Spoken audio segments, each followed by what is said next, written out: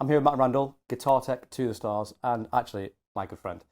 Matt Randall has been a guitar tech for loads of household names, but Royal Blood, Queen, Harry Styles, some other people. Matt Randall, welcome. Thank you very much. Thanks, John. What is a guitar tech? Guitar techs make sure all the equipment is in the right place and works.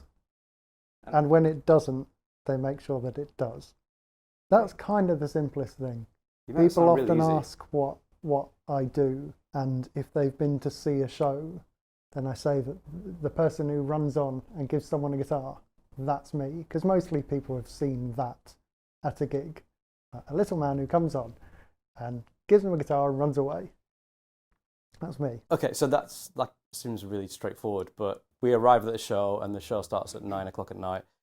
What time do you get there? What do you do in a day? What does an actual guitar tech job look like? Sure. Yes, there is quite a lot to make something that appears quite simple happen. We'll get in 10 or so in the morning, get all the equipment in, set up on stage, all the maintenance that needs to happen, whether that's changing strings on guitars or fixing an amp that got broken the night before or anything that needs to happen, get it all set up. Maintenance happens during the day, making sure it's working as well as it can. Get it ready for a band to sound check in the afternoon, and then be ready for the show to make sure it is all still working as it's meant to. And then during the show, hopefully should be quiet. Some shows you'll end up swapping a lot of guitars during a show. Some shows you'll end up fixing a lot of things during a show. But the aim is that the gear will work flawlessly throughout the show. It's being there and being ready in case it doesn't. And how often doesn't it work? Never. Never. No, everything breaks. Toasters to spaceships, everything breaks. It's just when it happens and knowing what the plan is when it doesn't.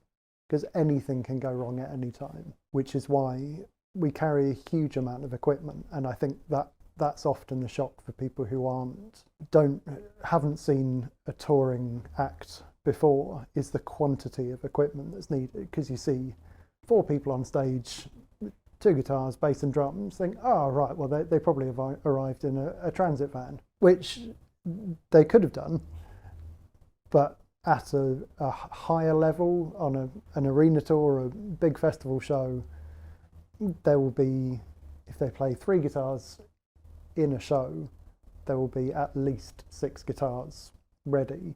If they have 2 amps behind them, there's another 2 somewhere else. There's pairs of everything. So there's a huge amount of equipment because something might go wrong. So you just carry contingencies and spares for spares, and all of this stuff, you carry 3 months worth of it, because if you're on tour for 3 months, you need every set of strings that you're going to change for 3 months, and every drumstick for 3 months, and everything. So there's a lot of gear that gets carried around. What is your favourite thing about being a guitar tech? I like problem solving. So I like the challenge of making something as efficient as possible, and a really well set up guitar rig is a very satisfying thing, that it's delivering exactly what the player needs. It sounds good.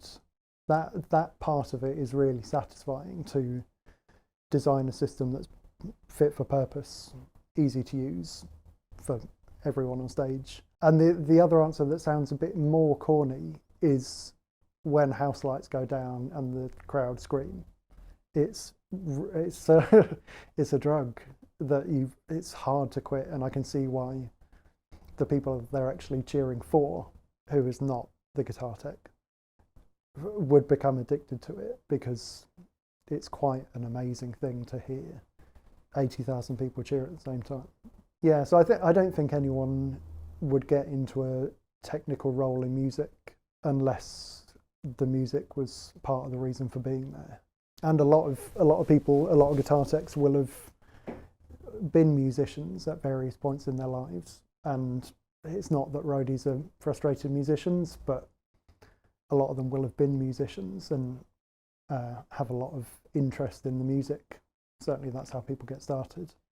Which leads me to one of the questions I really want to ask you was sort of your journey and how you got started, because obviously Queen is a very serious gig to be on as a guitar tech, as are all the things on your CV. To arrive at that point, it'd be great to hear, like, how did you start? So I started for a friend's band. They were starting to do some touring, and I was the only person that they knew who knew anything about guitars.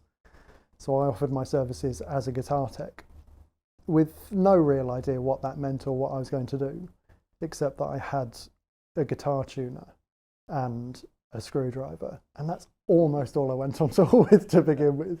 I really didn't know what I was doing. And how old were you this time? 19. Right. Yeah, and I'd been working in guitar shops doing repairs, so I knew how to repair a guitar. I knew the basics about making instruments work, and it kind of never really looked back from there. Once I realised that that was a job that existed, and doing support shows for bigger bands and seeing that, well, they had 3 guitar techs, so that's interesting, maybe I could be one of them, and seeing that there was a progression that was possible, and it's not a job you ever really think might be a real thing as a kid. It wasn't in the careers fair that I went to. Sure. And so I started touring when I was 19, and then I took a few years out to do a degree in instrument making, because I was really interested in that. I wanted to build guitars, which I do kind of alongside touring, just because touring takes an awful lot of time. And then just one tour leads to another. There's no agency, there's no management, it's just word of mouth. One tour leads to another one. If that one goes well, it might lead to another one. It's just a small word of mouth industry. So once you started, that was it? You've not really looked back? That was it, yeah. I've never had a real job. Yeah, I've just done this. And it's great. I wouldn't want to do anything else. It's still an amazing job, and I do really enjoy being on tour. It's there's all sorts of kind of practical challenges to living out of a suitcase that you know all about. You know, I'm not preaching to the choir here, but there are practical problems with it. You miss things at home. You don't have a home life without some effort put into it, but that's the cost. That's the cost. Yeah, absolutely. There are so many different ways of arriving at your guitar sound, from the way you record it in the studio to how you perform it on stage, from simply a different guitar sounds different gauge strings, and there are 1,000 things that goes into that. So I imagine along with that, the knowledge that you must need to have to be like you at the top of your game as a guitar tech working on arenas and stadium shows, it must be A, vast, and B, must kind of be never ending. If you're working with an artist which is all amps, pedals, and then another artist which is digital, it's a Kemper, it's whatever digital system, it's a constant learning curve. So how do you acquire all that knowledge, and B, how do you continue learning it when you're on a gig? I think being interested in it is really important. I think there are a lot of people who aren't very interested, and I think you can do the job, my job, you can do it if you don't care that much. That you could just take the stuff out the boxes, set it up, give the guitar to the player, and get on with it. And it's perfectly acceptable to do that. Lots of people have made solid careers who don't really care, which astounds me. But I'm really interested. I really care about how a guitar sounds and whether it could be better, because it could always be better. And it's exciting to listen to a record that someone spent months and years making, and then trying to figure out in my small way how I can move that to a stage and recreate something that they might not remember doing in a studio one day, and how that could be maybe it could be better than the record, or maybe it could be better within the mix, and kind of that collaboration between departments with everyone, the experience they have, trying to figure out how to make it at least as good as the record, if not its own separate challenge, and making the best show that it could be. And knowing the equipment helps a lot. And I've just spent a long time with gear, and I'm interested in it. I want to try every new pedal, and I want to plug into every amp I see, because I want to know what it's like, and try every guitar to find out what makes each one good.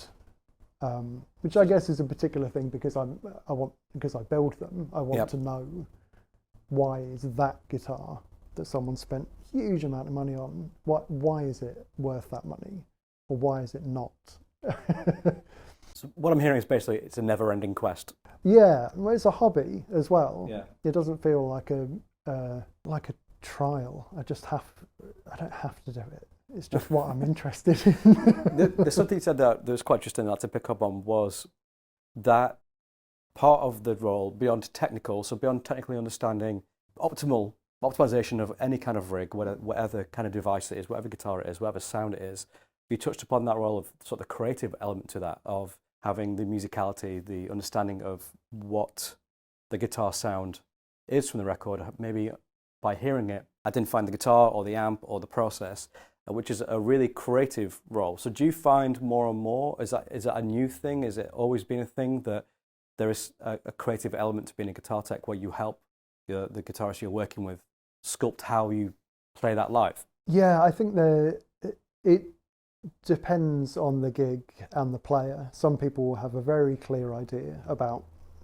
what they do. They don't want any extra advice on anyone else's ideas. They got where they are by having their own ideas, and they don't need help, which is fine. You know, a lot of people can do it all themselves.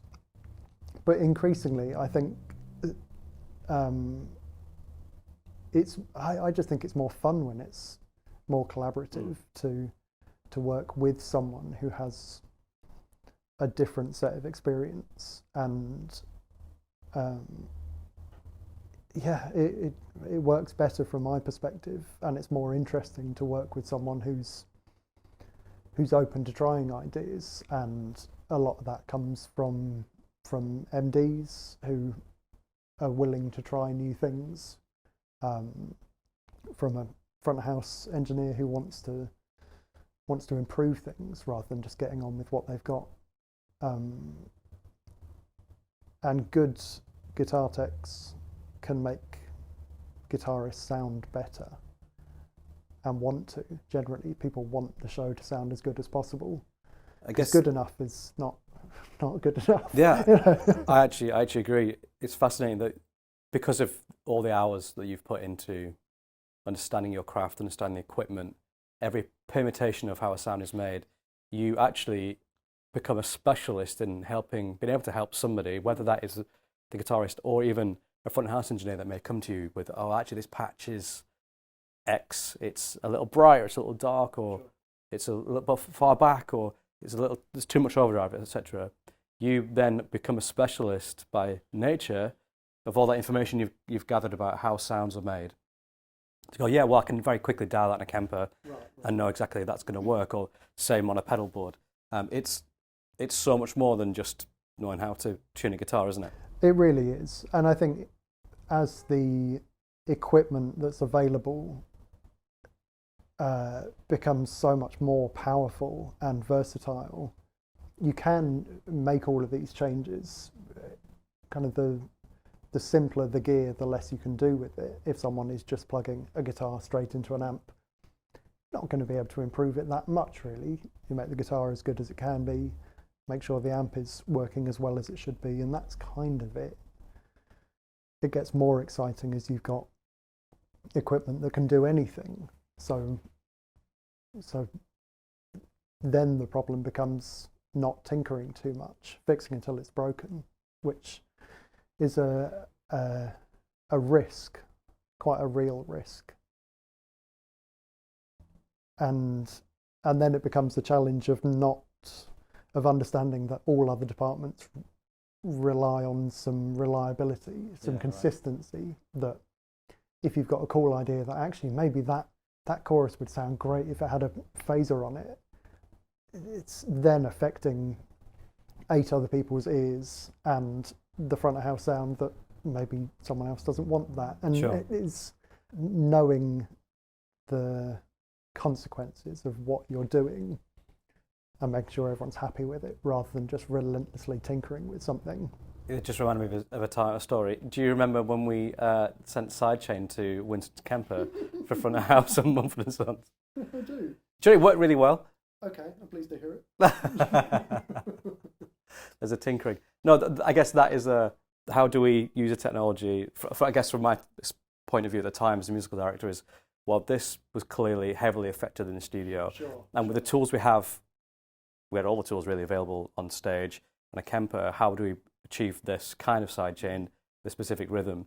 And it was, again, a cross-department thing of like, okay, Matt, you're a specialist at this. Yeah. The artist, front of house, like, well, let's just try this.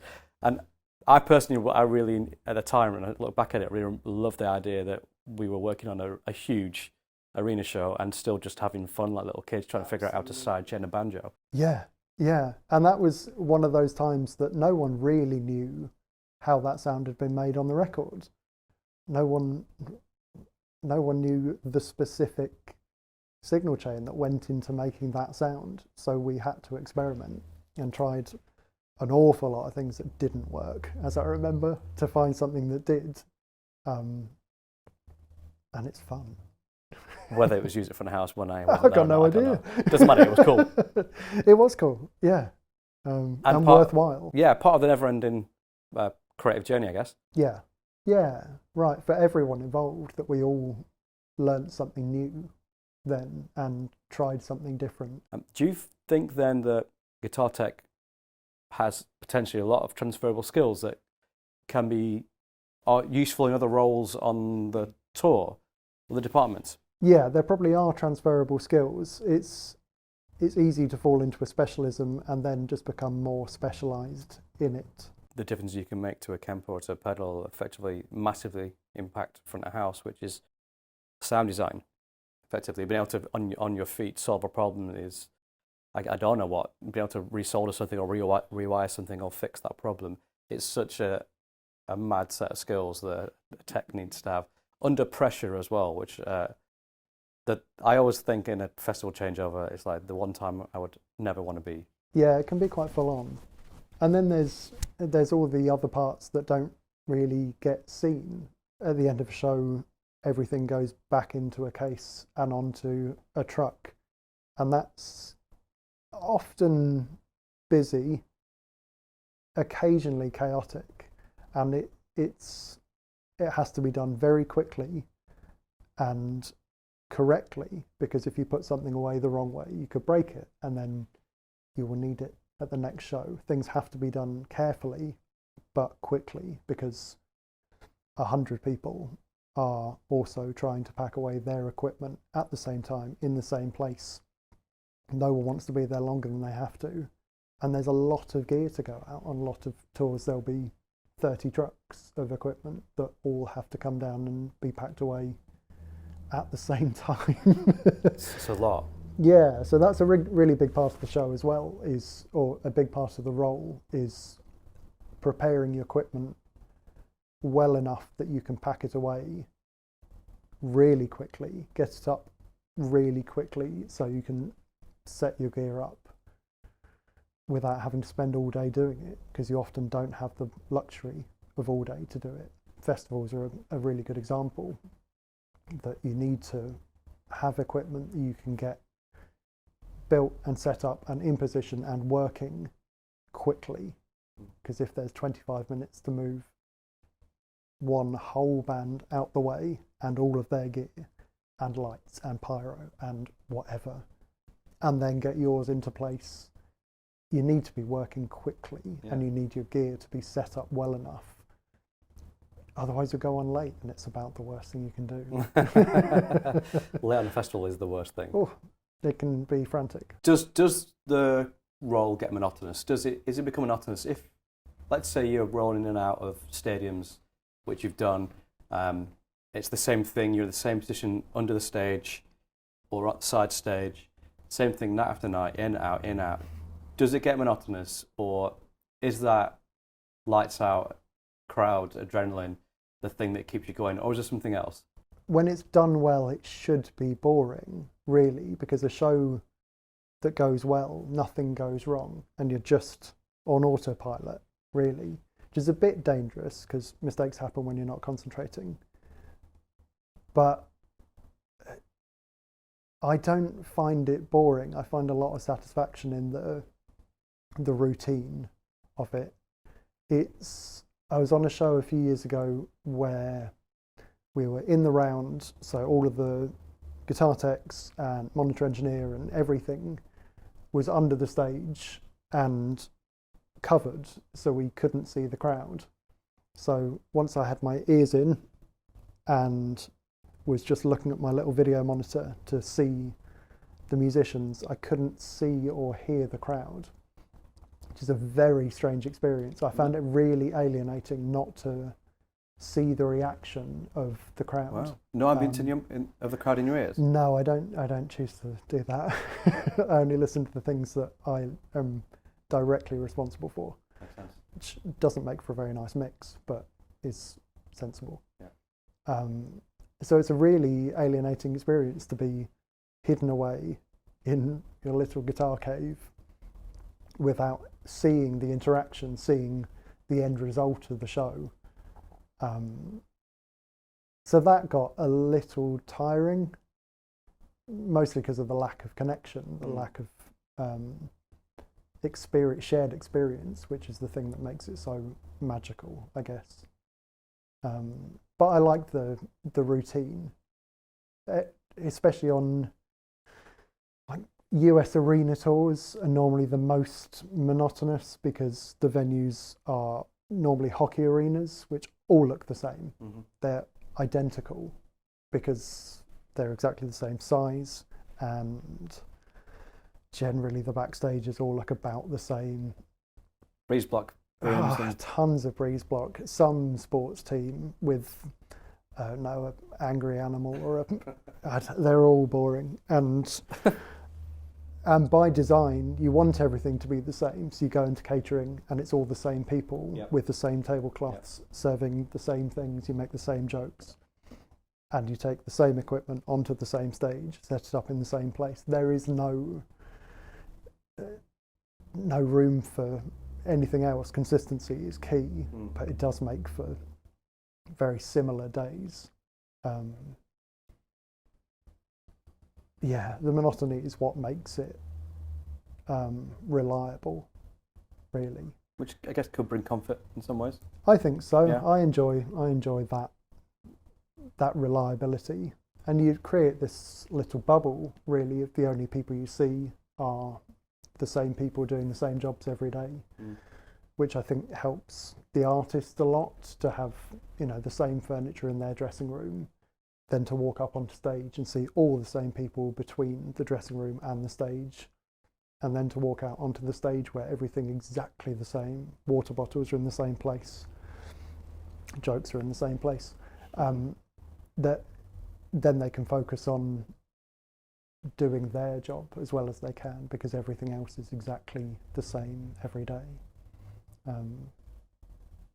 I don't find it can be monotonous, but I don't mind it. Do you ever have the opportunity or time or desire, I guess this might be led more by the guitarist or the art that you're supporting, do you ever find fine-tuning and looking for new ways to improve things as you go through a tour? Or is it once it's set and it's good at front of house, then it's good? A bit of both, really. Some people are happy to get it right at the beginning and then do exactly the same thing for 2 years, because a campaign can be that long.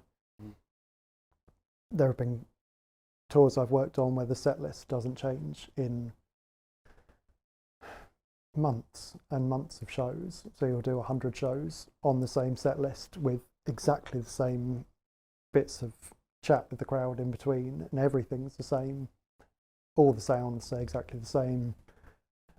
Those aren't so exciting. I do like refining things as you go, and a guitar player who goes out to a shop and comes back with something cool that they want to use tonight, and you have to try and get it going, get it sounding good. I think I've definitely been that person at some point in my career. Absolutely. Hey, I found this snare drum in this thrift store. Yeah. Can we try it? Can we use it? And it might be awful, and it might be amazing. So you got to try. You got to try. You got to try. Even if it goes badly, it's worth a go. All of that stuff is just a bit more fun. The monotony really creeps in if the experience of the player and the tech is exactly the same. Yeah. Then there's no improvement, no finessing, which is fun. The bit that I enjoy. Yeah, sure. Do you having worked your way up being a guitar tech in every kind of venue that there is, from the not so glamorous to the under a stage in an arena and not seeing any eyeballs, which you think would be glamorous, doing whatever arena it was, but it doesn't sound very glamorous when you explain it. Do you have like a favourite type of venue you've worked in or you like to work in? Like, is there like a theatre run in America or a shed or? I like arena touring.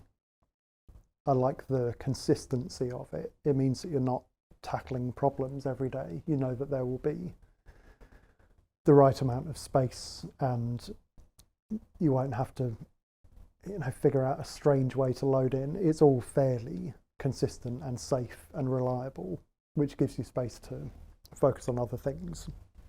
I like that. I do also like a good theatre tour if you're not taking too much equipment in, which is rare, but wonderful when it happens. And because they're beautiful rooms, so going into these stunning old theatres is much more interesting, even though they're riddled with problems. It's much more interesting than another concrete floor into a hockey arena, and the same breeze blocks everywhere. So I like both. The work is easier in arenas. Stadiums I don't much enjoy because it's a lot of outdoors, and guitars don't love being outdoors, and roadies don't love getting rained on, and there are lots of practical challenges to stadium touring. So I'd rather be in arenas or a nice theatre, but that doesn't happen too often. Yeah, a nice American theatre tour. That is quite nice, isn't it? Stunning, yeah. When the venue's right in the town city centre as well. Right, and that's a big part of. It's another peculiarity about arena and stadium tours is arenas aren't in the nicest part of town ever. So you're often out in a weird outskirt of a town somewhere that has nothing around it except whatever chain restaurants have popped up to support the arena. So they're not very exciting places. The advantage of being in a smaller venue is you might be in the middle of a town somewhere. And that's fun for the kind of sightseeing part of it as well, because we're travelling a lot, and on the rare occasion we can get out of the venue for any amount of time. It's nice to be somewhere rather than just basically an industrial estate with an arena plonked in it. Yeah, sure. It's something about that I always found that slightly depressing. You get off the bus, you're just in a car park, and you go to the venue, and it's obviously incredible to be able to go and perform in an arena. Absolutely. But it, as you said, it's the same every single day, and after a while, it's like, oh, I kind of miss just being in a different dirty club every night and it being challenging and different, and seeing the eyes of the people that you're performing to get their energy. It's just a different. It becomes professional. It's your job, and with that come all the things that you're talking about. the repeatability and it be the same every night becomes the important thing. Yeah. If you were to sort of offer any advice or tips to people that were curious about becoming guitar techs, that's such a obviously broad question, but what kind of things, like skill sets, or would you suggest people take up or start to get their head around? Would it be like listening to music in guitars, understanding how guitars sound, how amps sound? I think that's a really important part of it, is the technical element of it. And I think anyone who is considering moving into a career in live music probably has some interest in music, will have listened to records and thought about the guitar sounds and thought about how to make them, even if they're not interested in playing them themselves. I'm not much of a guitar player, but I know how to make that guitar sound that someone wants on a record, or someone can describe it, can probably have a fair crack at it. So that part of it is important, and caring about guitars, knowing about guitars is important. But the other parts of it, there are certain personality types that lend themselves pretty well to being technicians, or especially touring techs, of punctuality and generally being quite easy to get on with. That old self-employed thing that you're either good or on time or nice, and people are generally two of the three. Any two is fine. That if someone's really, really good and always on time, it doesn't matter if they're not the best person to hang around with. That, you know, ideally, everyone will be an absolute delight, incredible at their job, and always there on time. But that's rare. It's really quite rare. So people who are punctual, fairly easy to get along with, and know their stuff, progress quite easily. And this industry is really self-regulating. If someone is a difficult person to work with, that is known. It becomes known. So the industry does manage difficult people quite well, I think, and people who are good keep getting work. How would somebody get started? Like, how would they go about their first guitar tech job? Even if it's not a job, how would you go from going, oh, I'm interested in this and I have an understanding of guitar and I play, I'm really interested in helping somebody do this kind of thing, and then hopefully working my way up to Matt Randall legendary status on arenas around the world?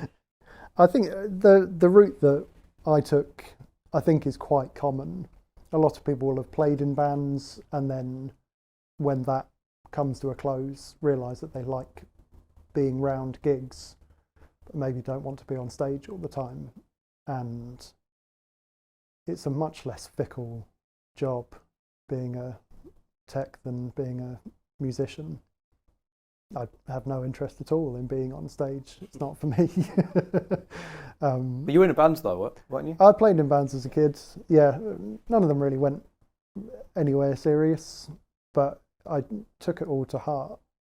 If the crowd weren't having a great show, I took it as a personal attack and hated it. I'm far too thin-skinned to be standing on stage getting my feedback directly, whereas I've done all sorts of shows that they've gone well. My part of it has gone well. The crowd may not have all enjoyed it. Some of them left, but my bit went well, so it's a success. So I'm fine with that, and that's a much, much easier life for someone who's a bit too sensitive to stand on stage and be judged. So I think that's probably the best thing to do, is find a smaller band who are grateful to have a guitar tech to begin with. And I spent a lot of time not making much money. Yeah, working for next to nothing for friends' bands to gain the experience. Because I wouldn't have been able to kind of ask for any proper money, because I didn't know anything to begin with. And it was more beneficial for me to work for very little money and learn everything I could about touring and how to pack a truck and all of the other stuff that you learn. I just had to put the work in initially. A lot of sticking power is required, isn't it, in our line of work? Yeah. Sticking it out, getting the first 200 out, and then one day you might get paid, and then you've got to learn the hard way about like packing a trailer and leaving your passport at home. Absolutely. Talk about the things that I've got wrong over here. Yeah, you've got to make all the mistakes and then start improving. Do you feel like the role of a guitar tech is changing and evolving? The requirements to be a guitar tech at a certain level are changing? Yes, I think so. I think this old kind of image of a long-haired, tattooed roadie wandering around in shorts is rarely accurate. And I think increasingly shows are huge and make an enormous amount of money. Every part of it needs to run smoothly and professionally. It is a professional industry, and the roadies who are doing well, technicians who are doing well, take their job seriously.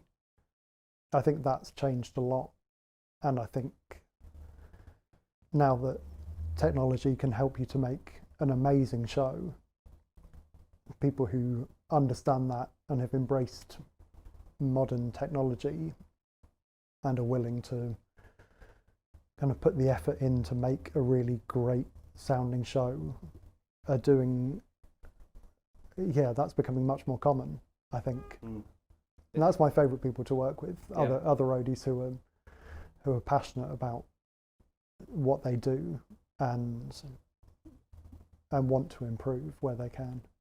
I think it's a really great time to be in live music across the board with regard to technology and for young people, new people coming into the industry. Yeah. The elephant in the room of white, middle-aged men on stage, behind stage, at front of house, tour management, diversity in the industry, music industry, is something that is changing and needs to change. And I think it's exciting that young, skilled, professional people understand technology, understand all the things that go into the traditional sense of the job roles, but have understanding of how other departments work, that are passionate about music, that can create music. I think it's a really exciting time to see how the workforce evolves, continues to become more professional, and the opportunity that may offer for more diverse workforce. Yeah, it's a continual frustration for me that nearly all the guitar techs I know are white men, because there's no reason for that to be the case. It frustrates me that I don't know any female guitar techs, because I think in a lot of ways a big part of the job is the pastoral side of it, is the care for the person you're looking after. And I think a lot of times that would be best suited to, it's a big part of it that, I'm trying to phrase this carefully because it's something to be careful about. There's a lot of female musicians who would probably respond better to a female technician, and why don't they get to choose when there's only men available to do that job?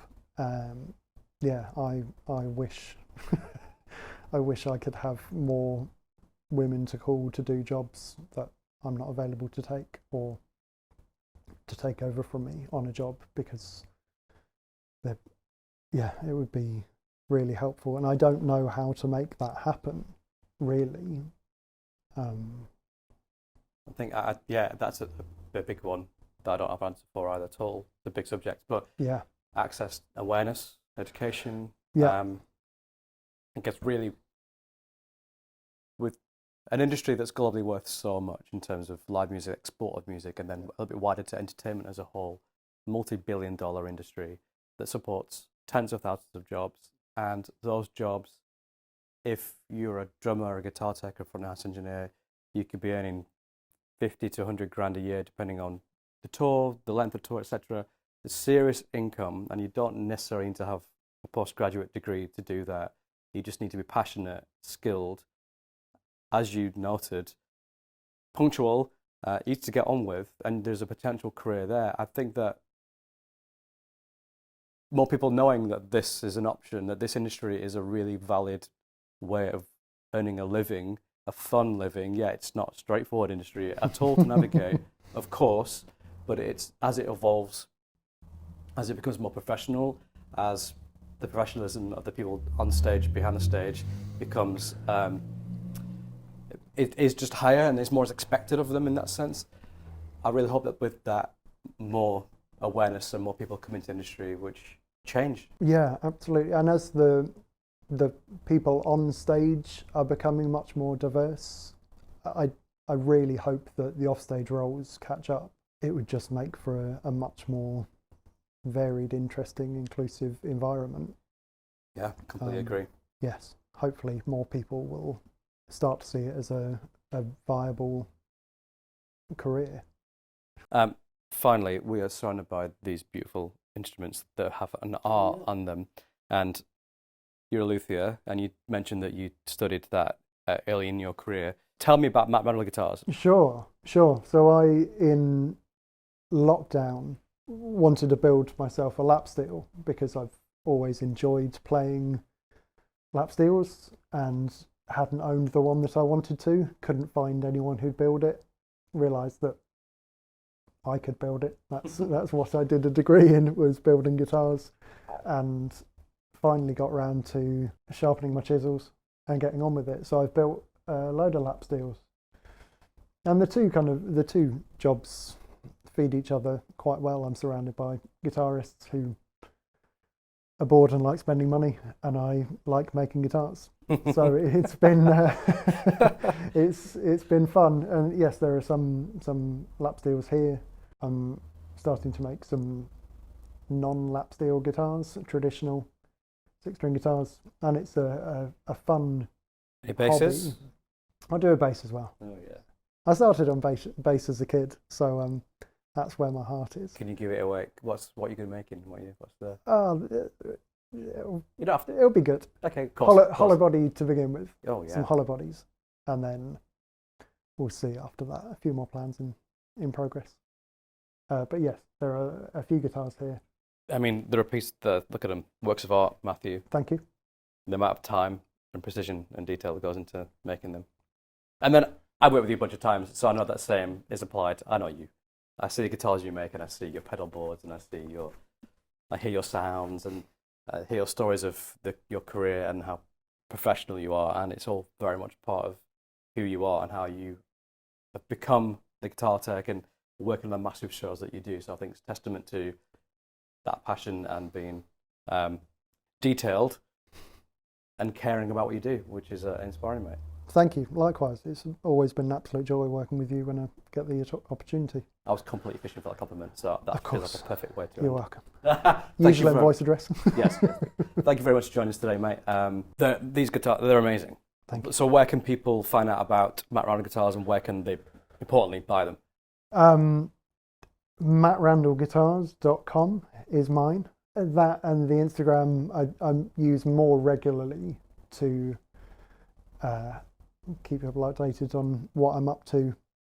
All of my contact details are there, available if people want to get in touch about guitars or anything industry related. Really, I'm always happy to chat about the work and the guitars and anything, my work touring or my work building guitars.